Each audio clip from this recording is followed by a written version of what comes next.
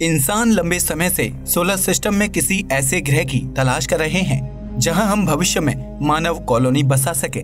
लेकिन परेशानी ये है कि हमारी अपनी सोलर सिस्टम में कोई भी ऐसा ग्रह मौजूद नहीं है जहां का एटमॉस्फेयर और एनवायरनमेंट हमारी पृथ्वी की तरह हो और जहां हम आसानी से कॉलोनी बसा कर रह सके।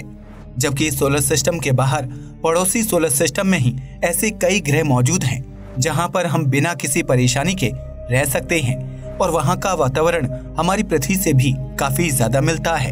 लेकिन यहाँ पर समस्या यही है कि हमें आसपास के सोलर सिस्टम तक जाने में ही कई हजार सालों का समय लग जाएगा, क्योंकि रॉकेट टेक्नोलॉजी अभी इतनी एडवांस नहीं है कि हम अंतरिक्ष में कई लाइट ईयर्स का सफर कम समय में तय कर सकें।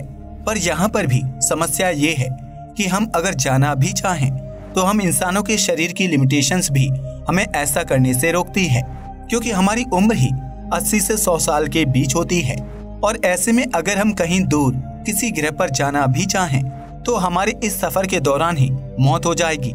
इसलिए वैज्ञानिक कई ऐसे तरीकों पर काम कर रहे हैं जिसके जरिए हम अंतरिक्ष में एक लंबी समय तक यात्रा भी कर सकें और हमारी उम्र भी ना बढ़े। इस तरीके को हाइबरनेशन का नाम दिया गया है। और आज के इस वीडियो में हम यही जानने वाले हैं कि कैसे इंसान हाइबरनेशन में रहते हुए अंतरिक्ष में एक लंबी दूरी तय कर सकता है और इसमें उसकी उम्र भी नहीं बढ़ेगी। आप देख ही रहे होंगे कि हम इंसान तेजी से अंतरिक्ष में तरक्की कर रहे हैं। हमारे रॉकेट और स्पेस टेक्नोलॉजी तेजी से आगे बढ़ रही है। अब चंद्रमा या मंगल ग्रह तक सैटेलाइट या स्पेसक्राफ्ट को पहुंचाना तो हमारे लिए काफी छोटी बात हो चुकी है। हमारे कई स्पेसक्राफ्ट तो सोलर सिस्टम को भी पार कर चुके हैं, जिनमें वॉयेजर स्पेसक्राफ्ट शामिल है। वैसे वैज्ञानिकों को ये यकीन है कि हम 5 से 10 साल में ही सोलर सिस्टम के चंद्रमा और ग्रहों में से मंगल ग्रह को कॉलोनाइज कर लेंगे और वहां पर रहना शुरू कर देंगे। लेकिन इसके बाद एक और रेस शुरू होगी जिसमें हमारे टारगेट होंगे सोलर सिस्टम के बाहर मौजूद हैबिटेबल प्लैनेट्स। लेकिन उन तक पहुंचने के लिए या तो हमें हाई स्पीड रॉकेट की जरूरत होगी जो हमें काफी कम समय में इन ग्रहों तक पहुंचा सके, या फिर हमें एक ऐसी टेक्नोलॉजी की जरूरत होगी जिसमें हमारी उम्र बढ़े बिना ही हम इन ग्रहों तक एक लंबे सफर को तय करके पहुंच सकें। पर अंतरिक्ष में लंबे मिशंस को चलाना भी एक बड़ी समस्या है, और अगर वह मैन मेड मिशन हुआ जिसमें कई लोगों को एक बड़े स्पेसक्राफ्ट के जरिए अंतरिक्ष में दूसरे सोलर सिस्टम या कहीं और दूरी तक लेकर जाना हो, तो इस तरह के मिशन तो आज की टेक्नोलॉजी के हिसाब से हमारे लिए तो इम्पॉसिबल है, क्योंकि सालों तक चलने वाले इन स्पेस ट्रेवल्स में हम इंसानों को जिंदा रखने के लिए काफी ज्यादा फूड और रिसोर्सेज की जरूरत होगी, जो कि उस स्पेसशिप के पेलोड को बढ़ाएगा, जिसकी वजह से हम उस स्पेसशिप में कम फ्यूल यानी ईंधन रख पाएंगे। सबसे बड़ी बात, हमारे पास इतना अच्छा एनर्जी सोर्स भी मौजूद नहीं है कि हम इतनी ज्यादा दूरी तक स्पेस में ट्रेवल कर सकें, और इतने ज्यादा वजन के साथ अंतरिक्ष में एक बड़ी स्पेसशिप को लंबे समय तक उड़ाते रहना ये भी काफी रिस्की है, क्योंकि एक छोटी सी टेक्निकल गलती हमारे पूरे स्पेसक्राफ्ट को अंतरिक्ष में भटकते हुए स्पेसक्राफ्ट में बदल सकती है। साथ ही इतने लंबे सफर का इंसानों पर काफी बुरा साइकोलॉजिकल असर भी पड़ता है। इस समस्या को पार पाने का सबसे आसान तरीका है अंतरिक्ष में लंबी यात्रा के दौरान अंतरिक्ष यात्रियों को हाइबरनेशन में सुलाना, जिसके जरिए हमें कम से कम रिसोर्सेज की जरूरत होगी। इस तकनीकी की मदद से हम इंसानों द्वारा लगने वाले फूड और दूसरे रिसोर्सेज को काफी कम कर सकते हैं, जिसकी वजह से हम अपनी स्पेसशिप में ज्यादा से ज्यादा फ्यूल रख सकते हैं, जो कि हमारे स्पेसशिप के रीच को काफी बढ़ा देगा। साथ ही हाइबरनेशन की मदद से एस्ट्रोनॉट स्पेस ट्रेवल में होने वाले खतरनाक ultraviolet radiation, psychological imbalance, muscles loss और बोन लॉस जैसी समस्याओं से भी अपने आप को बचा पाएंगे।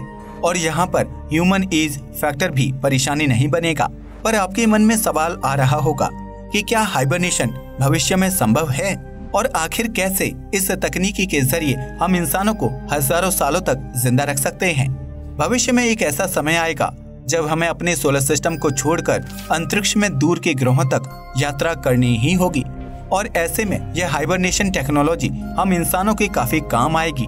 हो सकता है कि इस तकनीकी की मदद से हम इंसानों को कई सालों तक बेहद कम फूड या दूसरे रिसोर्सेज की मदद से कई सालों तक एक तरह के डीप स्लीप में रख सकते हैं। पर चलिए जानते हैं कि आखिर हाइबरनेशन के बारे में विज्ञान क्या कहता है।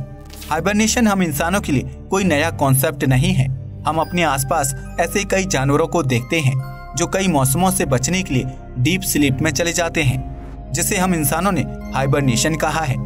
ये जीव अपने आप को जिंदा रखने के लिए हाइबरनेशन का सहारा लेते हैं, जहां वो एक ऐसे डीप स्लीप में चले जाते हैं जहां उनकी बॉडी जिंदा रहने के लिए कम से कम फूड और रिसोर्सेज का उपयोग करती है।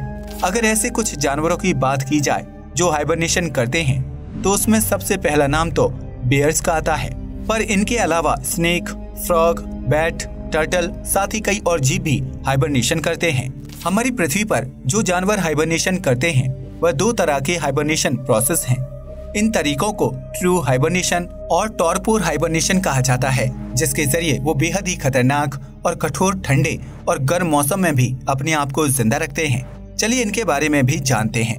ट्रू हाइबरनेशन करने वाले जीवों को एक लंबे समय तक बहुत ही ज्यादा खाना खाना होता है और अपने शरीर पर एक मोटी चर्बी की परत जमा करनी होती है, जिसके बाद एक खास मौसम में वो कुछ समय के लिए एक तरह के डीप स्लीप में चले जाते हैं। इसमें उनके शरीर में होने वाले कई process, heart rate, body temperature, breathing और मेटाबॉलिक रेट काफी कम हो जाता है। उदाहरण के लिए गिलहरी के हाइबरनेशन के दौरान उसकी हार्ट रेट 350 बीपीएम से केवल 4 बीपीएम रह जाती है। वहीं अगर टॉरपोर हाइबरनेशन की बात करें तो इसके दौरान जीव एक तरह के वेरी डीप स्लीप में चले जाते हैं। पर ट्रू हाइबरनेशन के विपरीत इनका यह डीप स्लीप कुछ दिनों से लेकर कई महीनों तक चलता है, जहां उनका बॉडी टेम्परेचर, हार्ट रेट और मेटाबॉलिक रेट काफी कम हो जाता है। उदाहरण के लिए ब्लैक बेयर हमारी पृथ्वी पर मौजूद एक ऐसा जीव है जो बहुत लंबे समय तक हाइबरनेशन में रहता है। उसकी हाइबरनेशन टॉरपोर हाइबरनेशन होती है, जिसमें वह करीब 3 से 5 महीनों तक रहता है। टॉरपोर में गए हुए जीव कभी भी अपने डीप स्लीप से उठ सकते हैं, पर उठने के बाद उन्हें अपने नॉर्मल स्टेट में आने में कुछ घंटों से लेकर कई दिनों तक का समय लग जाता है, जहां वो अपने नाइट्रोजन साइकिल को भी रिसाइकिल करते हैं ताकि मसल एंट्रोपी से बचा जा सके। भविष्य में हम इंसान किस तरह के हाइबरनेशन टेक्निक का प्रयोग करेंगे? तो जैसा कि मैंने आपको हाइबरनेशन के इन दोनों प्रोसेस को बताया, इनमें वैज्ञानिकों के मुताबिक हम इंसानों के लिए टॉरपोर हाइबरनेशन काम की हो सकती है, क्योंकि इस हाइबरनेशन तकनीकी में हम इंसान किसी इमरजेंसी सिचुएशन में भी बेहद ही कम समय में उठ सकते हैं। हाइबरनेशन करने वाले इन जानवरों से विपरीत हमारी इंसानी बॉडी किसी तरह के हाइबरनेशन के लिए नहीं बनी हुई है। ऐसे में हम इंसान बिना किसी टेक्नोलॉजी या रिसोर्सेज का उपयोग करे बिना हाइबरनेशन नहीं कर सकते। चलिए जानते हैं कि क्या हम भविष्य में हाइबरनेशन की टेक्नोलॉजी को डेवलप कर पाएंगे। तो वैज्ञानिक ऐसे कई तरीकों पर काम कर रहे हैं जिसमें वह जान सकें कि इंसानों को लंबे समय तक हाइबरनेशन में कैसे भेजा जा सकता है। पर अभी तक थेरेप्यूटिक हाइपोथर्मिया ही एक ऐसी मेडिकल ट्रीटमेंट है जो कि कुछ हद तक हाइबरनेशन की तरह है, जिसका उपयोग कई मेडिकल प्रोसीजर्स और ट्रामा ट्रीटमेंट्स में किया जाता है। पर इसके अलावा अभी तक हमारे वैज्ञानिकों को ऐसा कोई दूसरा तरीका नहीं मिला है जिसके द्वारा हम इंसानों को हाइबरनेशन में लंबे समय तक पहुंचा सकें। वैसे अभी कुछ ऐसे तरीकों पर टेस्ट चल रहे हैं जो शायद भविष्य में प्रयोग किए जा सकते हैं। अभी का टेस्ट जानवरों पर किया जा रहा है, जिनमें एक हाइबरनेशन तरीके में चूहों को हाइड्रोजन सल्फाइड सुंघाकर उनके ऑक्सीजन और एनर्जी के सेल्यूलर डिमांड को कम करने की कोशिश भी की गई। पर इंसानों और दूसरे मैमल्स के साथ सबसे बड़ी समस्या ये है कि हम वार्म ब्लडेड हैं।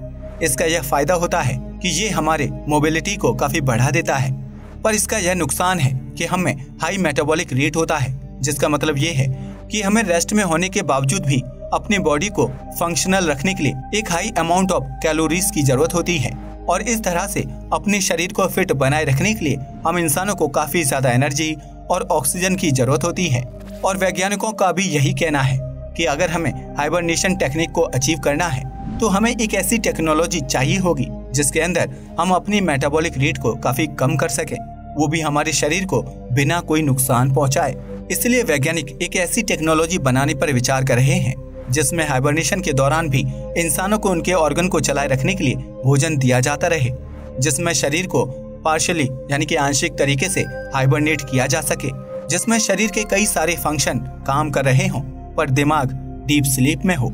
इसमें अमेरिका की स्पेस एजेंसी नासा और कई दूसरी स्पेस एजेंसी अभी वैसे हाइबरनेशन टेक्नोलॉजी को बनाने पर लगातार रिसर्च कर रही हैं, जिसके अंतर्गत वो इंसान को बेहोश कर उन्हें ठंडा कर हाइपोथर्मिक स्टेट में एक कैप्सूल में रख देते हैं, जिसमें इन्हें टोटल पेरेंटरल तकनीकी के अंतर्गत न्यूट्रिएंट्स और फ्लूइड्स सीधे उनके ब्लड स्ट्रीम में पहुंचाया जाता है, जिससे उन्हें जरूरी एनर्जी मिलती है और ह्यूमन वेस्ट भी कम होता है।